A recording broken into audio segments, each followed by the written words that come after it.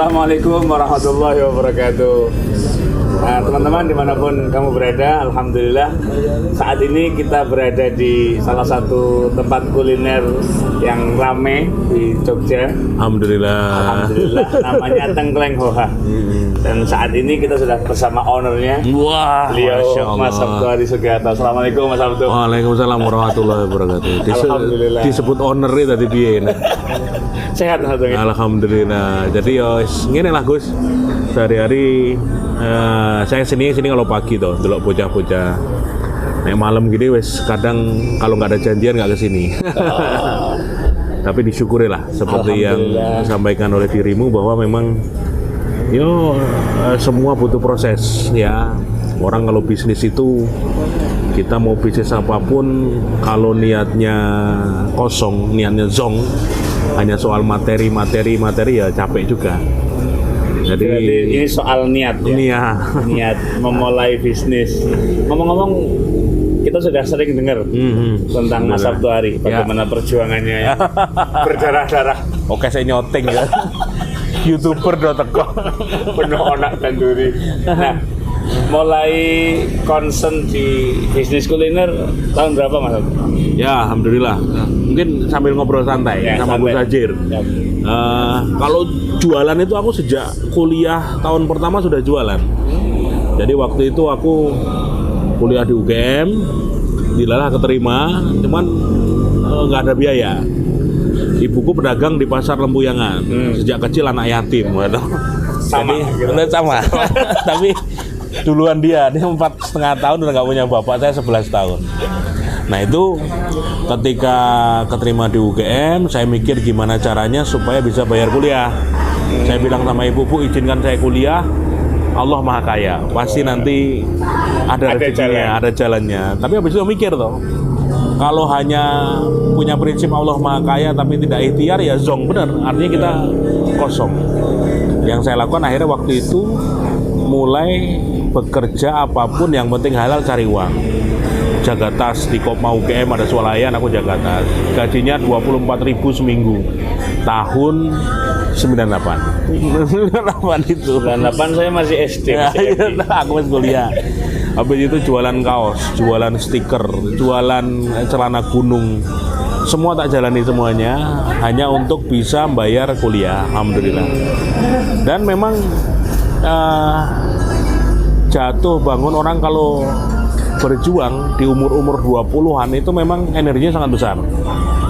Alhamdulillah umur 24 saya lulus, di wisuda dari 3.000 orang di UGM ya, dan saya bilang itu ternyata iso ya kuliah sambil kerja sambil cari uang itu bisa tanpa harus minta duit ke orang tua. Jadi memang sudah membuktikan survive, betul. Survive. Ternyata iso ya kalau kita mau ikhtiar bener cari uang sambil kuliah itu ternyata jalannya ada saja. Wes, alhamdulillah ketemu bisa lulus, alhamdulillah walaupun 5 tahun 8 bulan. Tapi sejak itu ya punya prinsip piye carane berikutnya adalah lebih mandiri lagi. Karena sudah tahu cara nyari uang, jualan walaupun masih kecil-kecilan waktu itu, ternyata ya memang enak menjadi seorang entrepreneur, wirausaha. Jualan, mau disebut bakul, disebut pedagang, disebut pebisnis, entrepreneur, apalah itulah. Yang jelas adalah menjual barang dapat untung dari sana. Besar ataupun kecil kita adalah pemilik. Wah, berapapun itu intinya disyukuri, walaupun ya berkali-kali gagal juga. Sampai akhirnya bikin kedai digital, bikin jokis, bikin beberapa usaha yang lain. Ngomong-ngomong, beberapa bulan lalu saya ngisi podcast, diundang podcastnya Pak Andino ya. Pas pulang itu dikasih merchandise, ada tumbler. Tak lihat di bawahnya, loh kedai digital. Oh iya Pak. Aku malah ngerti. Ada di Purwokerto ya? Oh yang sana Purwokerto, ya mitraku di sana bikin. Ada berapa sekarang kedai digital? Kalau yang kedai digitalku sekarang yang punya aku sendiri satu, beberapa mitra yang masih ada. Dulu pernah di rekornya itu pernah kita sampai puluhan cabang juga. Tapi ya namanya bisnis, mitra-mitra yang tidak konsisten ya gugur satu persatu. Punya aku di Jogja satu yang di Jalan Demangan itu. Lanjut. Terus proses punya beberapa usaha sampai akhirnya karena nggak tahu ilmunya, gampang panas, darah muda, kejebak utang. Main di perbankan, pinjam uang dari bank satu bank lain, Dari puluhan juta kok naik sampai tembus 2,1 miliar akhirnya. Itu momen sampai tahun 2014. Nah 2014 tuh saya ikut seminar. Ustadznya kok ngomong riba, kaget aku. Riba ki apa tuh? Aku tahunya riba tuh rentenir. Dari dulu serius dibukakan Al-Baqarah 278, 279. Riba itu bukan hanya rentenir. Semua pinjaman utang yang ada bunganya jatuhnya riba. Dibuka fatwa MUI nomor 1 tahun 2004. Wah ternyata praktek yang ada bunga, apakah itu di perbankan, di leasing, asuransi, koperasi, ternyata jatuhnya riba. Langsung diam aku lakep. Apalagi muncul hadis yang ditunjukkan bahwa pelaku riba itu diperangi Allah dan Rasulnya. Dan ujung akhir dari pelaku riba itu kemiskinan. Dan jauhi urusan riba karena salah satu dosa yang menghancurkan. Wah kayak itu. Itu kayak makjelep ya. Saya mikir habis itu kan introspeksi. Selama aku lulus kuliah 2003 lulus, mulai bisnis ke digital 2015 sampai 2014. Hampir 9 tahun. 2005 sampai 2014. 2014 baru tahu soal riba itu. Karena aku bukan anak pesantren seperti dirimu, nggak tahu ngaji. Setelah tahu itu akhirnya mau nggak mau ya berpikir keras. Saya harus bebas dengan ini nih, kalau enggak ya selamanya seumur hidup saya akan dikekang. Bayar utang pokok sama bunganya kok sebulan 25 juta, 25 juta. Sak motor tiap satu setor, dan kalau dilihat rinciannya bunganya besar sekali kan. Wes saya bikin, ya Allah mampukan saya untuk melunasi utang. Dalam kondisi seperti itu mundur dari semua akad riba, tapi nggak semudah itu kan. Pasti jatuh bangun terjadi.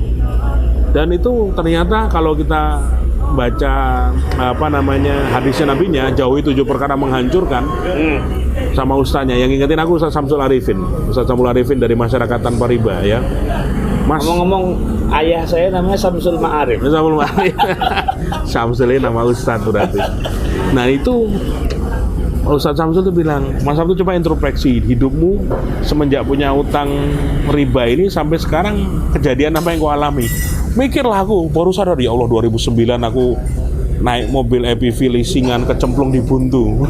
Arah ke Purwokerto. Iya, Buntu, ya, arah Purwokerto. Iya, betul. Jalan yang liku-liku nyemplung jurang 5 meter, untung selamat di samping sungai itu. Wah, aku lihat ke atas warga 2009. Di atas itu 2009. Habis itu udah nikah, mobilku yang kedua leasingan juga dipecah kacanya. iPadku yang beli pakai kartu kredit hilang. Leasing motor dipakai istriku, Scoopy ditabrak orang dari belakang, kakinya retak istriku. Gedung yang aku beli KPR di dekat UGM itu 3 lantai dibobol maling. Komputer ludes, kamera digital, komputer 12 ludes sama sekali. Habis itu kebakaran belakangnya, nyaris terbakar, udah hitam temboknya. Manajer yang tak percaya nusuk dari belakang, bawa lari uang puluhan juta. Tak runtut ini kejadian ini. Kayaknya aku sial terus ya hidup gue ini.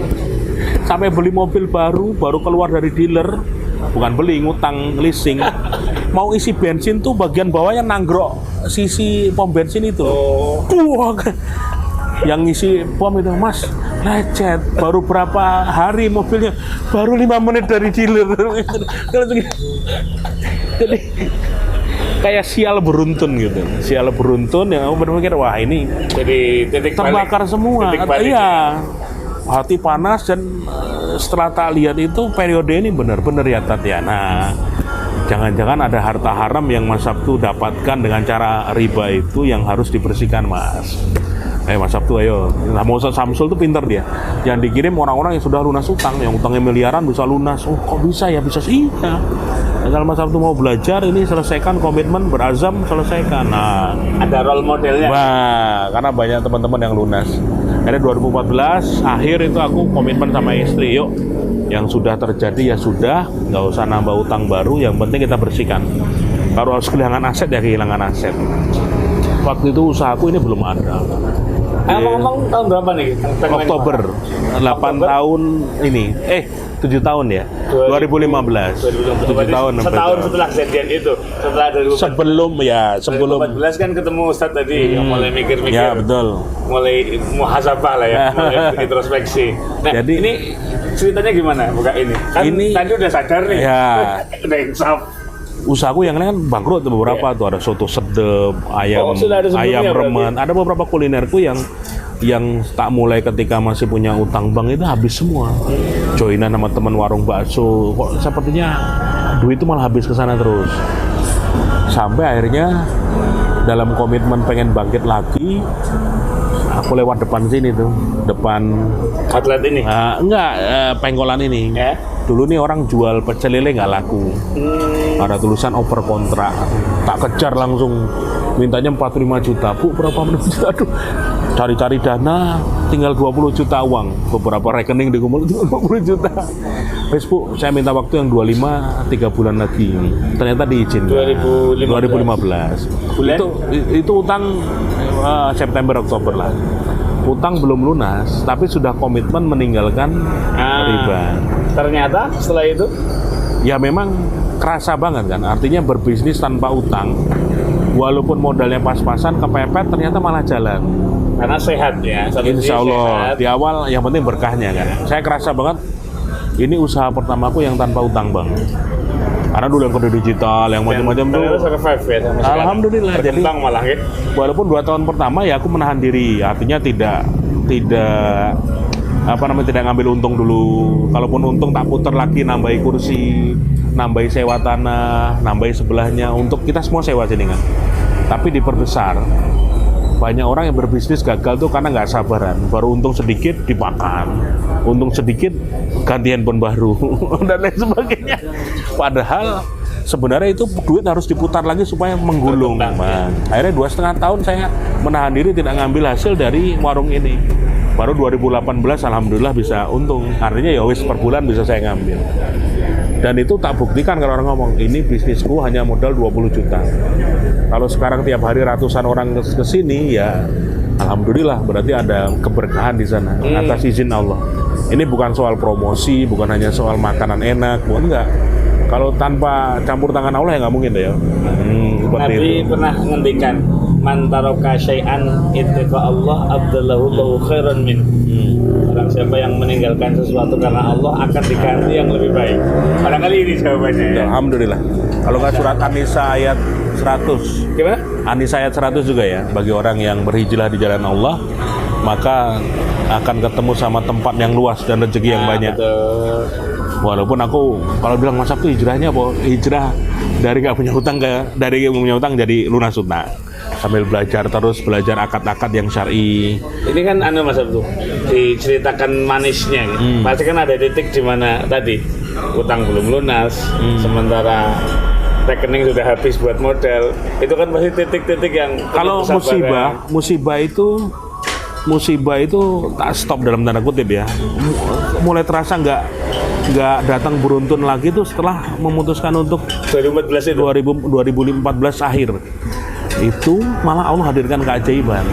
Artinya itu baru komitmen saja. Baru ternyata. komitmen, belum lunas saja keajaiban mulai hadir. Dan ternyata orang seperti aku tuh ngalami banyak yang doa-doanya dikabulkan, yang tiba-tiba muncul peluang. Aku keajaiban pertama tuh pengen punya anak, 6 tahun nikah belum punya anak waktu itu. Komitmen nggak mau nambah utang riba, 3 bulan kemudian istriku hamil. Masya Allah. Ya, Betapa baiknya Allah. Masya Allah. Habis itu aku bilang, ya Allah mampukan aku supaya lunas utang sebelum anakku lahir. Artinya waktuku ya kurang lebih 8 bulan. Allah kabulkan lagi. Jadi 3 hari menjelang anakku lahir, 2,1 miliar selesai. Masya Allah. Jadi 8 bulan gimana caranya menyelesaikan itu? Dan itu caranya ada aja. Ada aja. Yang pertama, tiba-tiba usahaku yang tak urus bangkit lagi, dapat profit. Aku diundang seminar, dapat bayaran profesional di mana-mana, langsung tembakin bayar utang. Nulis bukunya bestseller, dapat royalti, langsung bisa bayar utang lagi. Kembali ke titik nol. Mulai yang kembali utang salah satunya. Asetku yang tadi kebakaran 3 lantai itu yang yang dibobol maling itu tiba-tiba dibeli orang yang sebelahnya persis.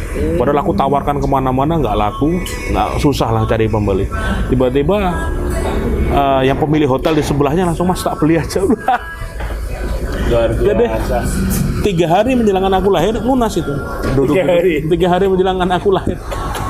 Jadi di depan rumah tuh aku, ya Allah, kok beban di kanan kiri lepas ya, enteng. Aku nggak punya utang dimanapun, aku nggak punya tagihan apapun, gitu. Aku nggak punya cicilan apapun. Kayak orang apa ya? Seperti lahir kembali. Dan ketika anakku lahir ya tak gendong itu ya, bapak ini seperti engkau. Lahir kembali. Wajah bapak nggak punya utang. Langit tuh biru lagi. Lautan itu juga biru, merah darah. Sebelumnya merah darah. Oke. Nah itu kroso banget ya. Jadi proses dari sana memang masalah itu pasti ada, ya tuh Gus. Iya betul. Setelah itu kan aku pasti ya bikin usaha apa juga ada yang gagal lagi juga ada. Sekarang berapa outletnya berarti? Selain Tangleng Hoha? Kalau Hoha satu, Sate Bako aku joinan temen ada 2, beberapa usaha lain ada. Nah di total alhamdulillah 14 lah usahaku. 14 usaha aku ada, tapi beda-beda. Nah aku seneng multiwirausaha. Ada orang yang, ya tipe orang, ada satu orang yang fokus di satu bisnis, tapi digedein, itu ada.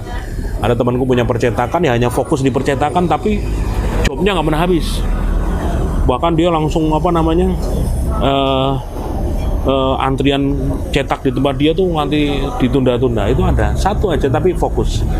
Ada teman yang fokus hanya di properti, dia disewa properti, jual properti, satu orang. Ada lagi yang bisnis lain tuh ada. Nah kalau aku seneng nih, kuliner aku punya, bisnis kreatif Kedai Digital aku punya, bisnis merchandising, toko buku yang jogis ada, toko kaos ada kayak distro. Bukan oleh lah, aku lebih nyebutnya Jogis Hijrah Shop. Oh, gitu. Karena orang masuk ke sana dapat bukuku, dapat kaos tentang lunas utang, ya, merchandise lunas utang itu nanti gitu. Toko roti aku joinan sama temen ada, ayam geprek aku joinan sama temen ada. Artinya di wirausahanya pun Mas Sabtu berdakwah ya, mengajak orang. Nah itu yang aku seneng, artinya coba kamu lihat di sini kan. Ya. Gua dapat tambah kaya kalau semua untangan saja. Ini ada orang bilang, Mas kalau kayak itu ditulis nanti bikin nggak doyan makan katanya. Ternyata enggak. Justru aku sudah 7 tahun ini membuktikan malah sama orang di foto, jadikan mereka story, dikirim, diposting. Oh berarti ada orang itu siapapun itu memang kalau tenang nggak punya utang. Walaupun mereka ngeyel, wah punya utang semangat, belgedes. Ya. Sesungguhnya dia pusing tuh. Sesungguhnya dia pusing. Oke. Jadi kalau mau dilanjut bisa malam banget. Closing statement nih, biar kita sempat makan maksudnya. Iya. Gus Ajir, terima kasih sudah mampir ke sini. Teman-teman apa NHTV namanya ya? NHTV. Jadi setiap usaha yang kita lakukan itu diniatkan bahwa untuk mencari rezeki yang berkah agar diridhai Allah. Kalau hanya sekedar rezeki banyak, siapapun bisa mendapatkan. Orang kafir, orang nggak beriman, dia kerja keras, dia pinter, dapat itu duit. Tapi yang kita cari adalah rezeki yang menyelamatkan kita dunia akhirat.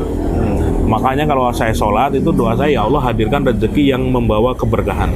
Selamatkan kami dunia akhirat. Ngono wae. Jadi orang minta mobil, ya Allah berikan mobil terbaru, ya Allah berikan orang gitu. Itu sudah lewat masa itu. Sekarang dicari adalah rezeki yang berkah, keberkahan, selamat dunia akhirat. Masya Allah. Terima kasih Mas Sabtu. Teman-teman yang mau berbisnis pokoknya belajar sama beliau juga. Ini punya usaha banyak. Saya masih pemain baru, newbie. Terima kasih banyak Mas. Sampai-sampai Gus. Jazakumullah khair, sehat selalu. Sampai-sampai makin lancar pesantrennya. Amin. Makin luar biasa pokoknya. Tinggal ditunggu kunjungannya ke Purwokerto. Wah, itu dono emang. Moga-moga manfaat. Matur suwun. Salaman dulu warahmatullahi wabarakatuh. Saya closing kok aku malah.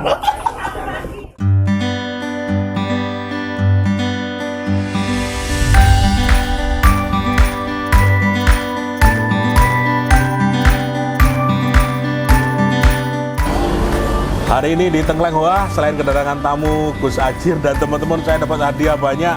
Ini kopi, namanya Kopi NH, produksi Pondok juga, kerjasama dengan petani lokal.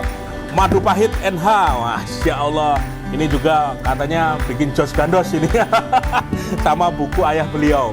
Meninggal di usia 53 tahun, tapi mewariskan pondok pesantren yang dibesarkan sama anak-anaknya, sampai punya 1.600 santri, luar biasa. Kalau main ke Banyumas, main ke Nurul Huda, pondok mereka, dan juga menjadi jalan inspirasi buat orang banyak. Luar biasa, terima kasih, matur nuwun.